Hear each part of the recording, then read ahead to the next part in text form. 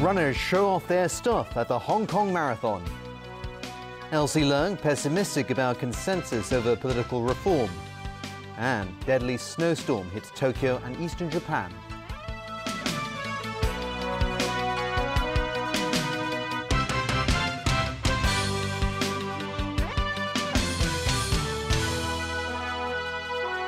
Good evening. More than 60,000 runners from around the world took part in today's Hong Kong Marathon. About 30 of them needed treatment at hospital afterwards. Otherwise, the event was generally trouble-free. As Ronnie Samtani reports, runners from Ethiopia were the big winners. And they're off. 10K participants began their journey on the island Eastern Corridor. The weather this morning was quite chilly and there were a few scattered showers, but that didn't seem to affect the runners. The weather is very good, although it's a little bit cool in the morning, but afterwards it's okay. You got the wind behind you on the way back, so it was good. Organizers say the cool weather helped make the event a success. I think this year the event itself runs very smoothly, thanks to the weather. Basically, we have a very good weather condition for all the runners. Clinton Macavicius from Australia was the first winner of the morning. He finished the 10-kilometer race in 32 minutes and 22 seconds.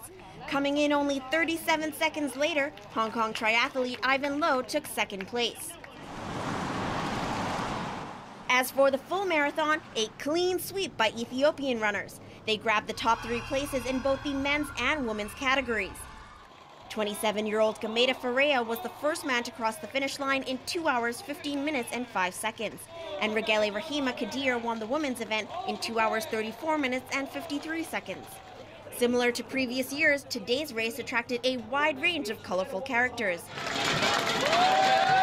They included Batman, Tigger, Sharkman and the Monkey King. Adding to the fun and exciting atmosphere, these runners dressed up in colorful costumes. But the Monkey King accidentally hit another contestant in the eye when twirling his golden stick. And this runner popped the question after finishing the race. Good news, she said yes. Along the route, marshals and supporters cheered on competitors to motivate them to keep going. But because the full marathon is quite a tough course, a number of runners sustained minor injuries and had to seek medical attention. Here, one runner collapsed after crossing the finish line, and of those who required hospital treatment, many of them have already been discharged. This year, a record 73,000 runners signed up for the race, but 12% did not turn up, a figure that's in line with previous years. Ronnie Samtani, TVB News. On to other local news now, and a deputy director of the Basic Law Committee says she's pessimistic that Hong Kong will reach a consensus on political reform. Elsie Leung has called on various parties to compromise on the way forward. Vicky Kong reports. With the public consultation on constitutional reform now well underway, a consensus appears to be elusive so far. In an interview with TVB this morning, Basic Law Committee Deputy Director Elsie Leung blamed that on vested interests by different parties. I think often they are not just considering issues concerning universal suffrage. They consider what they would gain or what they would lose by agreeing to certain principles. But for me, I think the most important thing is to achieve universal suffrage.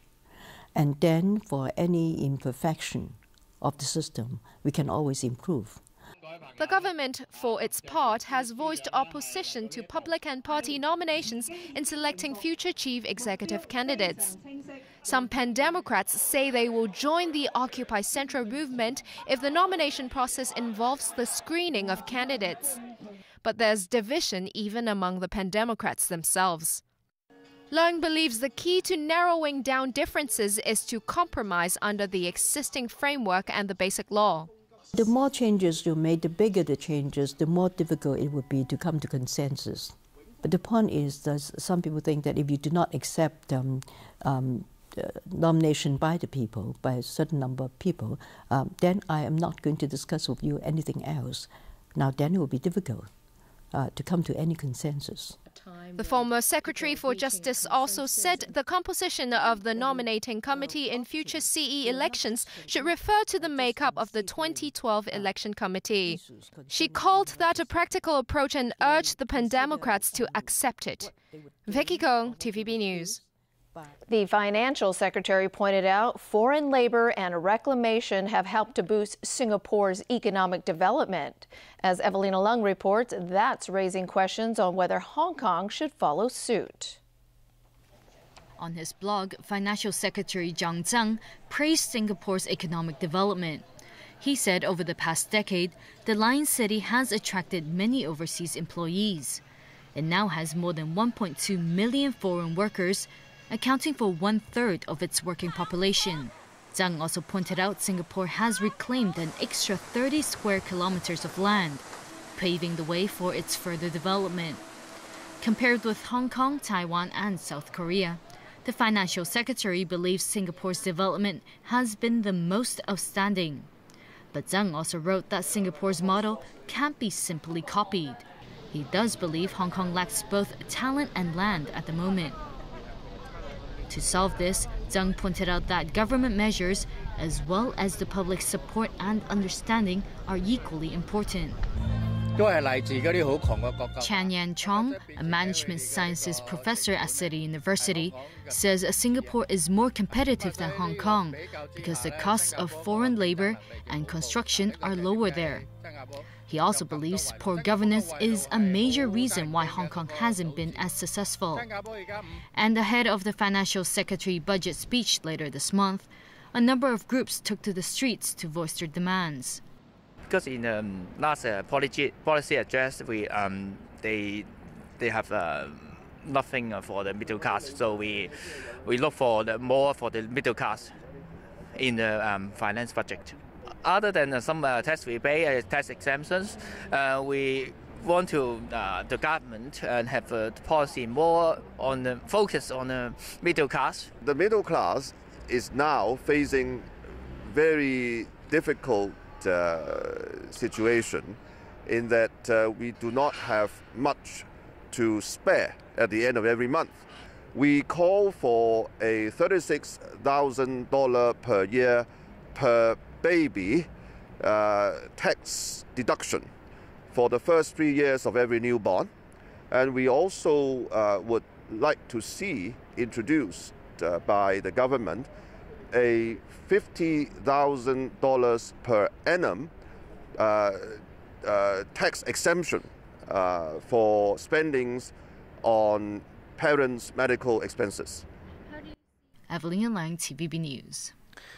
Turning overseas now, and there's no let-up to the harsh winter weather in Japan as heavy snow continued to fall on Tokyo and many other parts of the country. At least 13 people have been killed and about 1,600 people injured. The capital saw as much as 27 centimetres of snow, on par with last weekend's storms, the heaviest in 45 years. Hundreds of thousands of households were left without electricity and hundreds of flights have been delayed or cancelled, while authorities also report disruptions to rail and road traffic. In storm-ravaged Britain, engineers are working around the clock to restore power to almost 1 million affected properties due to the strong winds that are now lashing southern England since Friday. 3 people have died and several more sustained injuries. A 49-year-old woman was killed after a building collapsed on her car in London.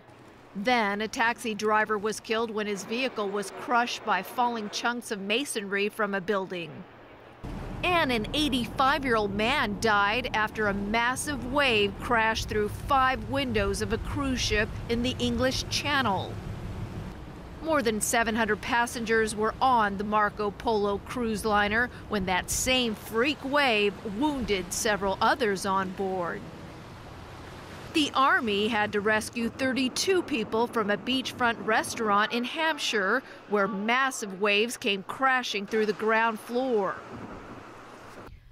Residents all along the southern coast of England woke up to this sorry sight. The storm has wreaked so much havoc in Mudeford, Dorset, that boats were reduced to a mangled mess or splinters. This has been the worst flooding in decades for the country. More than a dozen flood warnings remain in effect after thousands of homes were swallowed up by waters. British Prime Minister David Cameron toured flood-stricken Chertsey yesterday, where he praised the military for its help. I wanted to come here specifically today to say thank you to the military for the amazing job that they're doing. But he also warned the masses to batten down the hatches as the storm is still brewing out there.